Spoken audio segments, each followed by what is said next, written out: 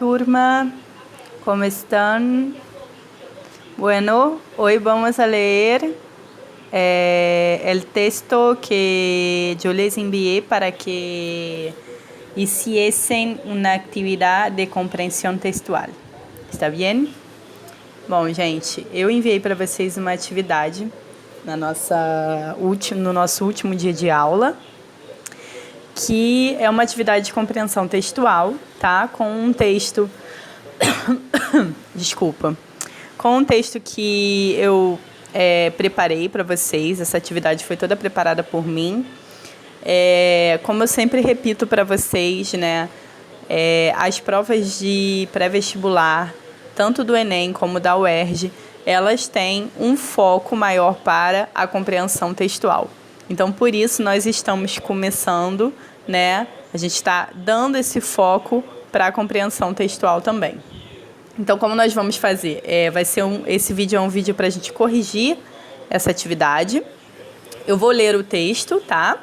Vocês me acompanham enquanto eu estou lendo e depois nós vamos comentando cada questão, tá bom? Então, o texto, ele se chama El Nado, tá? E se a gente lê apenas o título, a gente pensa que é um texto para falar sobre nado, natação, né? Mas quando nós vamos de fato ler o texto, né? Saímos do título e vamos para o corpo do texto, a gente entende que esse texto não fala só sobre nado. Então vamos ler. La vida es un nado. Al principio nos enseñan a flotar, a agarrarnos de tablas, plantas, algas, lo que sea, para seguir a flote, hasta que un buen día uno descubre que puede nadar por su cuenta.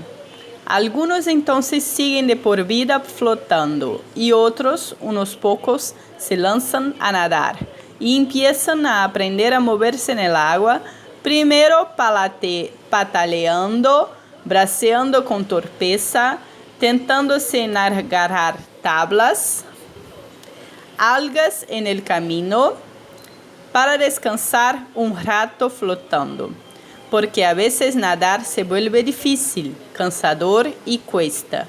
No es cosa fácil nadar, moverse en el agua por los propios medios, disfrutar el trayecto y del agua. A veces el agua se pone turbia, fría, porfiada. Entonces uno recuerda al niño que era y que flotaba aferrado de otras cosas, y se tienta con aferrarse de nuevo, olvidando que lo único que permite el nado es soltar, tener los pies y los brazos libres para empujarse sobre el agua. Esa es una lección que una se tiene que repetir todos los días mientras va nadando, porque es la más fácil de olvidar. No te aferres, deja ir, suelta, despréndete. Tú sabes nadar solo, y si nadas, es imposible el naufragio, imposible ahogarse, impossível hundir-se, solo tienes que nadar.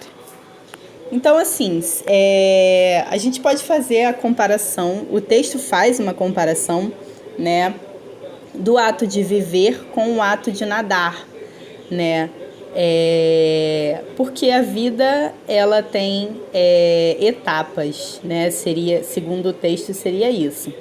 Então, o texto diz que no início você aprende a flutuar, né, flotar.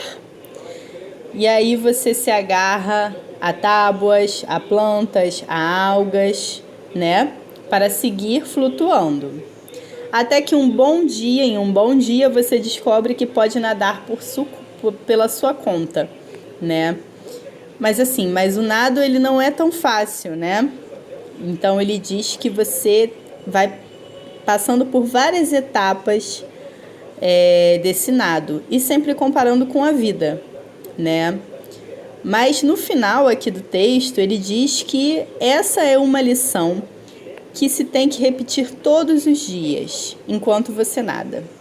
Então, porque é mais fácil de esquecer. Então você tem que deixar ir, soltar e se desprender para você conseguir nadar sozinho.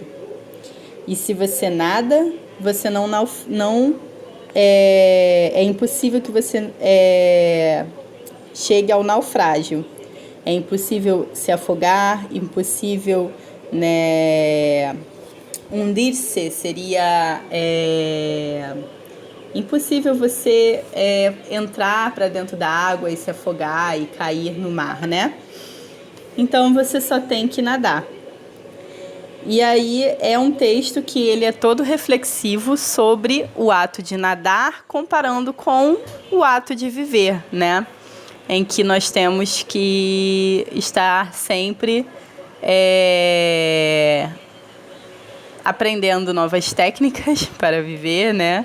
Vamos dizer assim, né? Cada dia, um dia de cada vez, cada braçada de cada vez, né? Igual no nadar, né? Cada braçada de cada vez, cada etapa de cada vez. E também diz que você tem que se desapegar, se soltar. Porque se você não se soltar das beiradas da piscina, das beiradas do rio, né? Você também não vai conseguir nadar. Então você precisa se soltar, né? E aí envolve uma reflexão que a gente pode pensar do o que a gente precisa se desapegar, se soltar para a gente conseguir nadar, viver a vida, né? Então vamos ver aí as questões relacionadas a esse texto. Conteste as perguntas abaixo em português com base no texto 1. Então, esse tipo de questão assim discursiva, por exemplo, para quem for fazer a UERJ, né, e passar para a prova, for fazer a prova de espanhol específica, que tem a prova de espanhol específica para alguns cursos, tá? Então, por exemplo, o curso de psicologia você pode escolher fazer espanhol como específica. Nesse caso, as questões, geralmente, elas seguem esse modelo, né? Dessa atividade que eu fiz para vocês. Que é o quê? Responder as perguntas em português. As perguntas são em espanhol, mas você responde em português. O que faz também que você demonstre se você entendeu de fato o texto ou não, né? Não é só para você retirar uma parte do texto e colocar ali. Mas mais do que isso, você vai passar para o português. Então, você demonstra com o seu português se você entendeu ou não. Então, vamos lá. Questão 1. En la crónica El nado, la vida es comparada al acto de nadar. Explica com suas palavras que quer dizer a autora sobre a vida comparándola com o acto de nadar. Então, aí é uma questão mais aberta, né? Que você explicaria de que maneira a autora está comparando, né? O que ela quer dizer com isso, né? E eu meio que já refleti isso com vocês, né? A questão de seguir as etapas, né? Para você conseguir chegar ao ato de nadar. E também que para nadar, para viver, você precisa se desapegar. Você precisa se soltar, né? Se soltar de algumas coisas, a gente poderia comparar com a palavra se desapegar. Tá?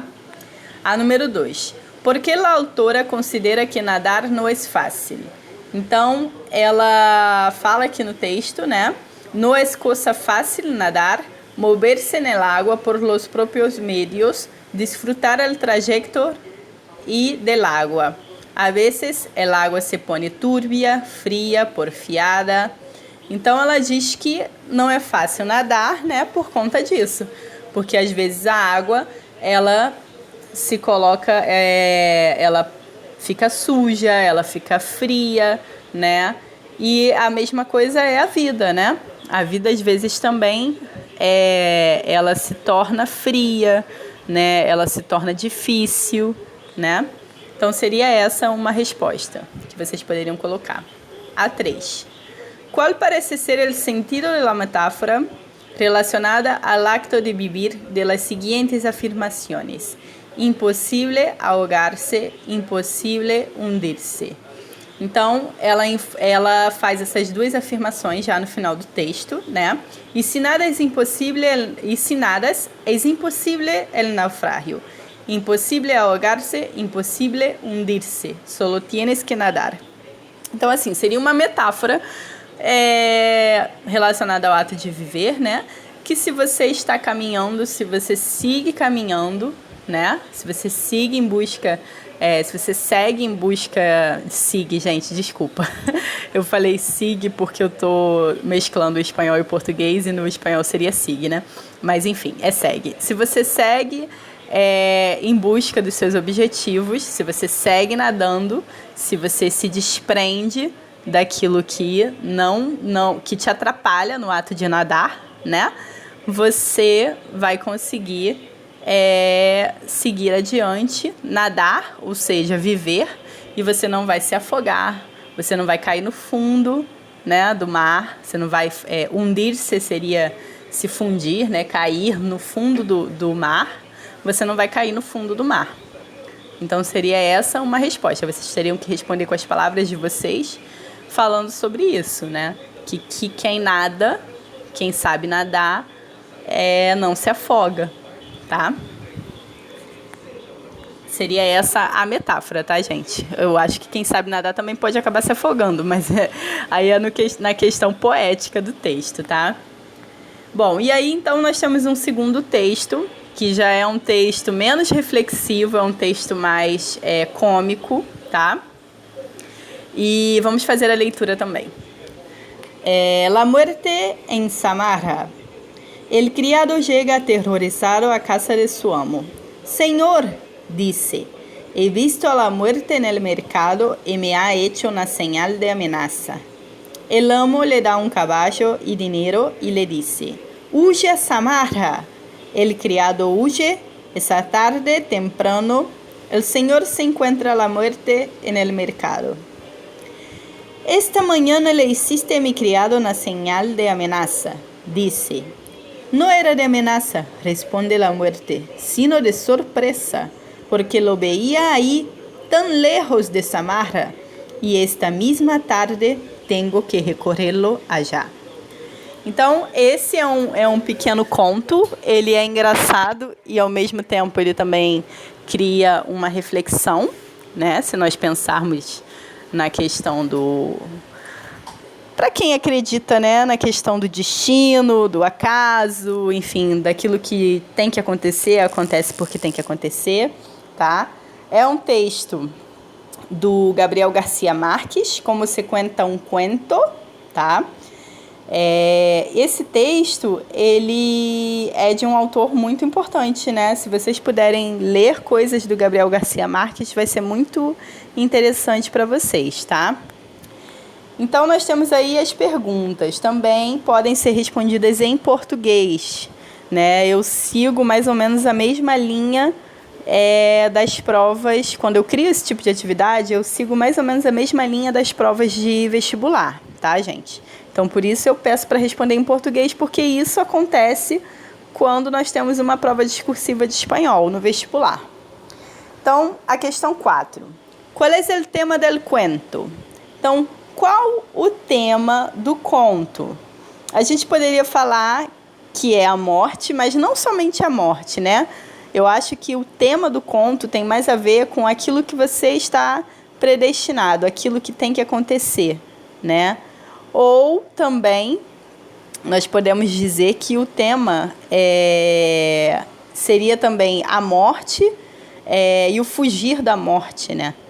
Então, assim, eu resumiria, né? É uma resposta bem aberta, porque ele aborda vários temas aqui, esse texto, mas eu resumiria que esse texto fala sobre a fuga do homem da morte, tá? A fuga que o homem tem sempre da morte, né? Dessa questão da morte. A 5. El cuento termina com uma surpresa para o lector. Que surpresa é essa? Então, a surpresa que acontece aqui no final do conto é que... Ai, gente, desculpa, toda hora uma ligação. Vocês vão ver aí passar na tela de vocês. Eu não sei o que está acontecendo com o meu celular hoje, que toda hora estão ligando para o meu celular. Mas, enfim, ignorem esse momento e continuemos. Então, como que é essa surpresa para o leitor, tá? A surpresa que acontece para o leitor é que o criado ele foge, né? Ele vai para um lugar chamado Samarra, e aí o senhor, né? Ele vai no mercado e ele encontra a morte. E a morte fala que se surpreendeu porque encontrou o criado ali naquele lugar, né? E ela teria que ir buscar o criado em Samarra, né? Nessa mesma tarde. Então, assim, não era um sinal de ameaça, era um sinal de: ué, o que você está fazendo aqui se eu vou te pegar daqui a pouco lá em Samarra? Então, seria essa surpresa, tá? E na questão 6, em los mensajes implícitos del texto podemos percibir una actitud común del hombre frente a situações de peligro. Que atitude é essa? Então, que atitude é essa que o homem tem quando está diante de uma situação de perigo? Ou mesmo de uma ideia de perigo. Às vezes nem é a situação, é a ideia, né? Então, a ideia da morte para o homem ainda é algo muito difícil. E por ser algo muito difícil, qual a atitude que o homem sempre tem em relação a isso? A atitude de fugir, tá bom? Que eu já até tinha falado quando eu falei do tema, né? Então, e na questão 7, nós temos aí: en el fragmento, ¿por qué lo veía ahí tan lejos de Samarra y esta misma tarde tengo que recorrerlo allá? Las palavras subrayadas se referem a quién ou a quê?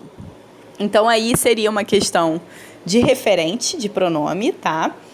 E o que nós temos que fazer nesse caso é procurar o referente do lo e do primeiro lo e do segundo lo. Então, vamos voltar lá no texto para que a gente descubra quais são os referentes, né? Então, na segunda parte aqui do texto, né, ele diz assim: el criado huye essa tarde temprano, el señor se encuentra a la muerte en el mercado. Esta mañana le hiciste a mi criado una señal de amenaza. Dice: no era de amenaza, responde la muerte, sino de sorpresa, porque lo veía aí. Quem que ela via, né? Lo veía aí, ela via. Então, esse primeiro lo, ele faz referência ao criado, tá? Então, o primeiro lo do lo veía aí é referente ao criado. Tan lejos de Samarra e esta mesma tarde tengo que recorrerlo allá. Então, esse recorrerlo, né, pegar ele, o lo, ele faz referência a ele, ou seja, a ele. E ele também faz referência ao criado. Então, tanto o primeiro lo da questão 7 como o segundo lo fazem referência ao criado, tá bom? E na questão 8, há um efeito de humor en el cuento. Identifícalo e explícalo. Então, o conto, ele tem uma reflexão, mas ele também tem um tom humorístico, né? Por quê? Porque, no final das contas, o criado, essa pessoa, ela foge de algo que não tem como ela fugir, né? Então, assim, isso também é engraçado, porque ele tenta fugir. Tem um certo humor nisso, né? Porque ele tenta fugir, achando que era um sinal de ameaça da morte, mas no final das contas ele vai acabar morrendo do mesmo jeito. Então, essa seria a resposta da questão 8, tá bom, gente? Então, gente, eu espero que tenha ficado bom esse vídeo. Eu fiz ele aqui espontaneamente, então vocês vão ver aí alguns momentos de ligação que eu estou recebendo hoje, o dia todo recebendo essa ligação de possível fraude. E, enfim, desculpa por isso, né, essas interrupções que aconteceram, mas eu espero que tenha dado para explicar bem essa atividade que eu deixei para vocês, tá bom? Espero que estejam todos bem. Vamos nos animar, porque tudo isso vai passar. Um beijão e até mais.